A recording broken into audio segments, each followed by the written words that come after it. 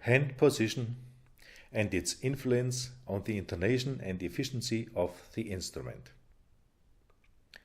On the classical hand horn, the hand always had to be in the bell for being able to create the notes in between the natural harmonics.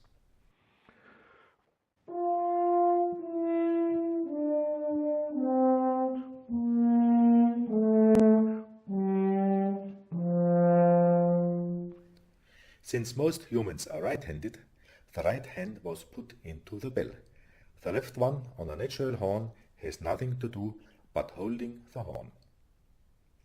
When the valve horn was developed, the right hand stayed where it always had been, in the bell. And the valves were operated by the left hand. On the other valve brass instruments, there existed no tradition to have the right hand in the bell. That's why the valves from trumpet to bass tuba are operated by the right hand, and this up to today. After numerous trials with the early horn, a bell was developed which has a very smooth end, and which actually needs the hand in the flare. Without the hand in the flare, the acoustical wave in the instrument does not know where exactly the end of the instrument is. The flare is too soft. The horn does not end suddenly enough. The acoustical result is that without the hand, the top notes don't sit, are not fixed in intonation. Without the hand you can play a glissando.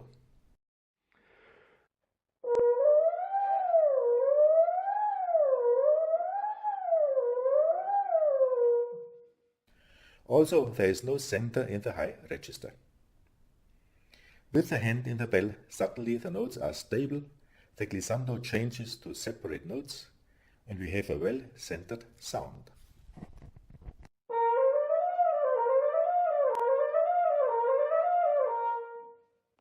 There exist many opinions as to how the hand should be put into the bell.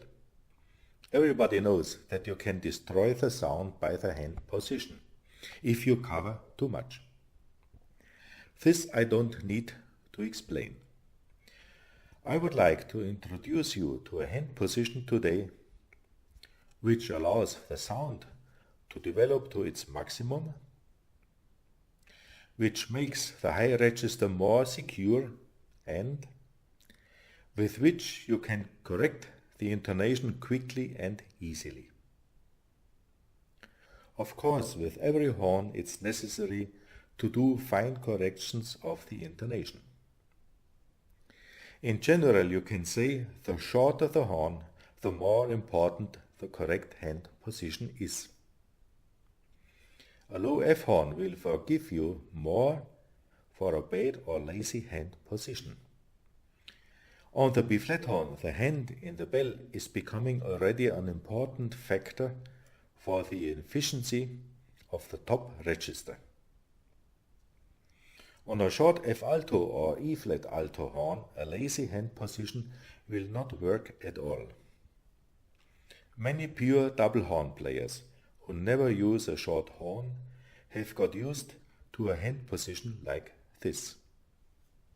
I now play the C major scale in the upper octave on F alto with such a lazy hand position.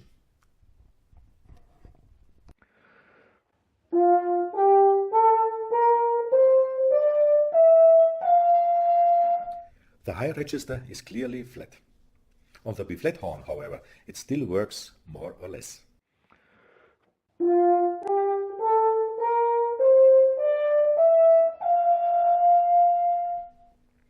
But also here the top notes are difficult. Now I do the opposite. I put my hand absolutely straight and go in as far as possible into the flare. Much too far in.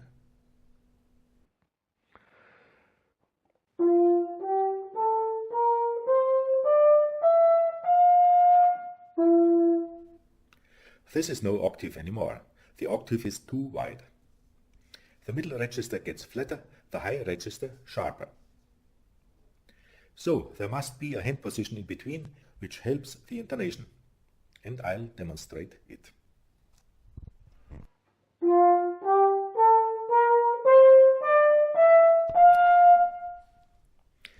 The intonation is correct without any adjustment. We have much more sound, and the top notes are very stable and strong in sound. It's even difficult to play the top notes flat.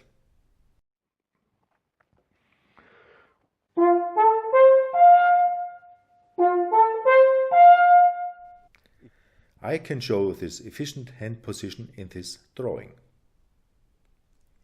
The hand is straight, not in a forced way straight, but relaxed straight and quite a bit in the bell flare. The hand narrows the flare, and at the end of the palm, here, shortly before the end of the bell, the flare suddenly gets very wider. This is seen as the clear end of the horn by the acoustical wave in the instrument. As a final result, the hand creates just about such a flare. Here the narrowed flare, and dotted the original flare. The hand narrows the flare, so as a result we have about something like this, with a rather abrupt end suddenly getting wide. You will ask yourself, why horn makers don't make such a narrow flare from the beginning, which can be played without hand? The answer is, by tradition. The music world has got used to a horn sound which is darkened by the hand in the bell. But there are more reasons for the hand in the bell. First, you can correct the intonation, and second, we are already very near with the hand to the position for stopping notes, which is also necessary. Let us go back once more to the drawing of my recommended hand position. I recommend placing the hand in about the center of the bell, so that the bell is only touched by 3 fingers, by the thumb, the forefinger and the little finger, and by these 2 fingers not. So the air, and with it also the sound, can come out behind the back of the hand, also past the front of the hand, between hand and flare. Many horn players place the hand totally against the bell, with the result that then a big part of the resonance of the flare behind the hand is almost entirely eliminated. You see, around 1/4 of the flare. To compare this, I demonstrate both methods. At first with the hand touching the bell, and then with the hand in the center, hand against the bell.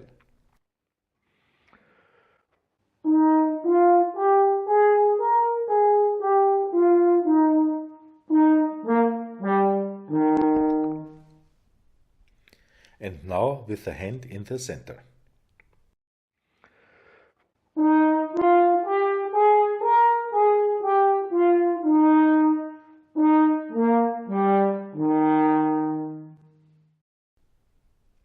With the hand in the center, we have noticeably more sound.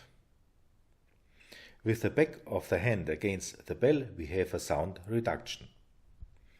It would even be possible to cut out a big part of the flare, which would have almost the same result. I did this as a trial, and indeed it is this way. I compare an entire and a cut-out flare with hand against the side.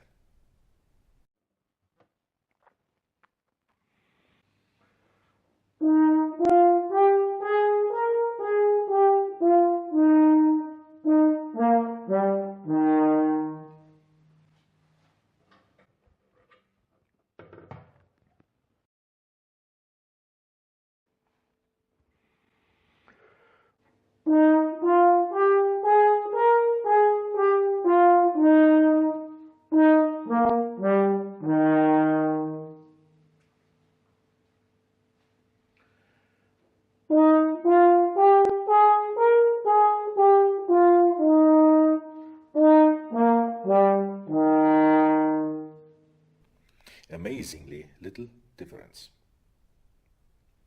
With my hand position in the center, of course, the air goes out through the hole.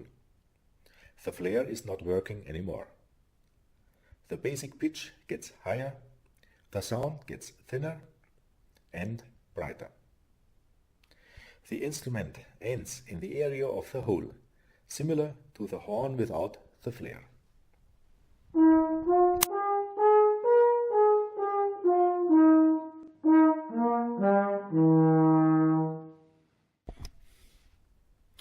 This trial verifies that the hand against the bell shuts off around 1/4 of the resonance of the flare as a sound body, whereas with my recommended hand position, the entire bell is taking part at the sound production.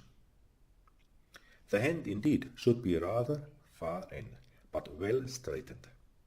This position is not only the most efficient one, but also perfect for fast switching over from open to stopped notes, because the hand is already in the right position. You don't have to put it further in, but just to bend it. As an example, an excerpt from the Polovtsian dances by Alexander Borodin.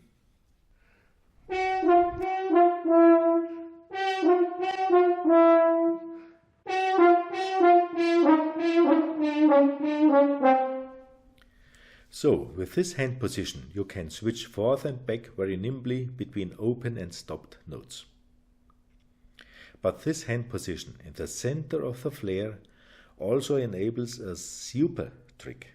Yes, I call it a super trick, because it's so incredibly valuable for your daily work, for the fine correction of the intonation. To correct with the palm is necessary on the hand horn. This we saw at the beginning, for producing the notes in between by more or less bending the hand. On a well-in-tune valve horn, the correction by the fingertips is sufficient. I'll show this on this flare. Only if the fingertips are bent. The palm stays still, only the fingertips are bent. Corrections by the palm are difficult to judge very quickly, and it's too much. And we also have much sound difference between corrected and not corrected. In addition, the palm needs much more time than the fingertips. Once more, I show the drawing of my recommended hand position, this time additionally the bent fingertips dashed in blue.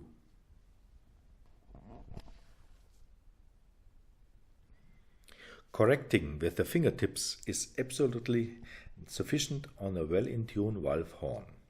For instance, for correcting the naturally slightly high valve combination 1 and 2. Bending the fingertips slightly lowers these notes sufficiently, or even more than sufficient. And we have almost no sound difference, because the fingertips are moving in the free space of the bell without contacting the wall. I demonstrate the tone sequence from middle B flat to upper F without correction.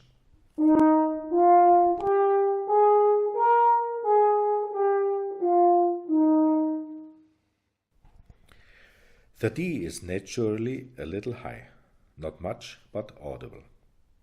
It's a self-evident part of horn playing to correct this. Now I correct the D by the fingertips.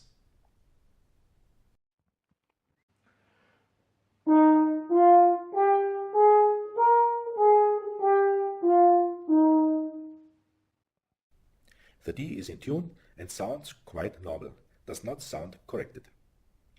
This fine correction by the fingertips works also for quick eighth notes.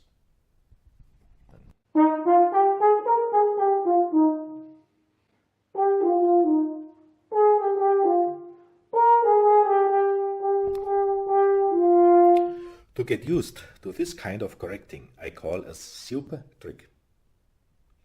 Your colleague beside you will think, his horn is in tune by itself. He does not have to correct at all. because he does not see and not hear that you are correcting. In the upper octave, it's much too dangerous to correct by the lips. Yes, you have heard correctly. The lips correct not at all in the upper octave. Play the note which has to be corrected exactly in the center, and correct only by the fingertips. So with the fingertips you can correct the intonation very comfortably and quickly downwards. Maybe you will now ask yourself, but what if I have to correct upwards? I recommend to tune high enough that a correction upwards will occur only rarely. To correct upwards by the lips costs you power. It's much easier and saves endurance to be tuned high enough and in principle to correct the 1 and 2 combination downwards. Which notes have to be corrected upwards at all? On a really well in tuned double horn there are only 3 notes.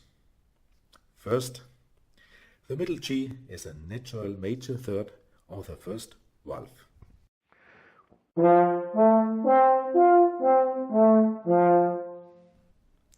On my horns, this note is only a little low and easy to correct by the lips.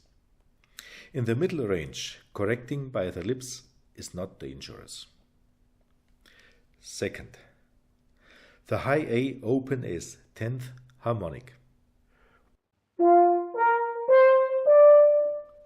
And the high G sharp on the second valve also is 10th harmonic.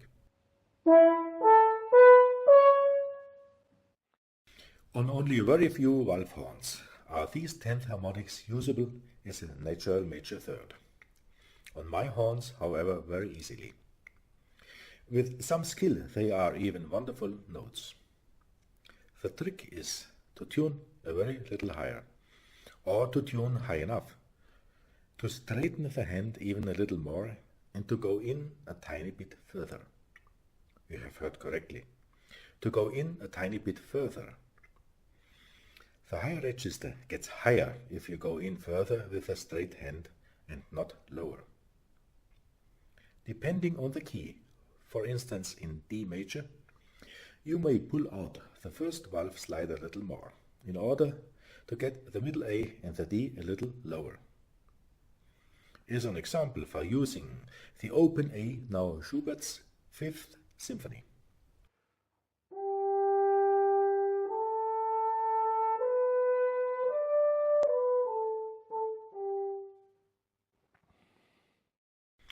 Or Mahler's Symphony No. 1.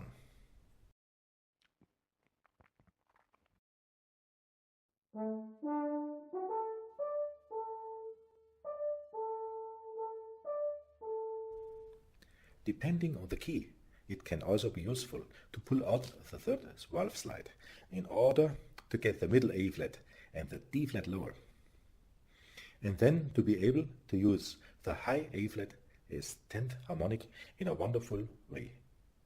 As a playing example, the Symphony by César Franck.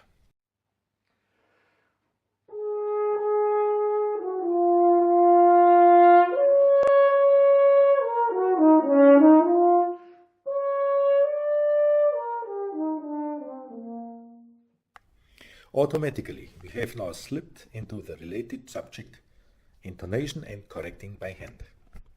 Please see also this video. As a summary, I would like to repeat shortly and concisely. A horn flare needs the hand in the bell. It's the way it's constructed.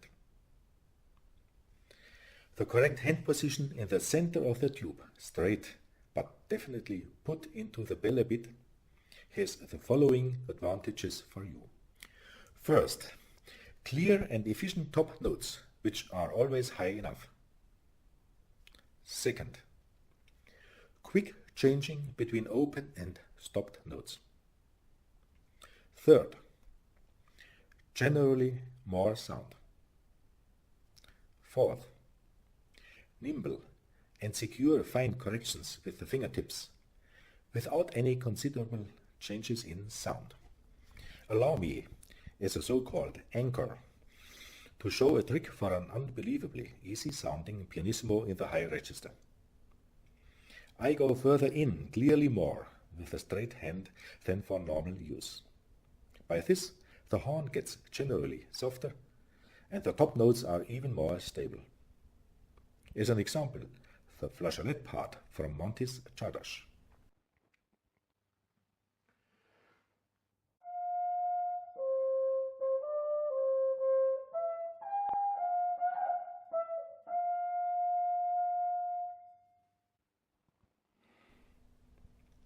I hope I have been able to give you some valuable hints.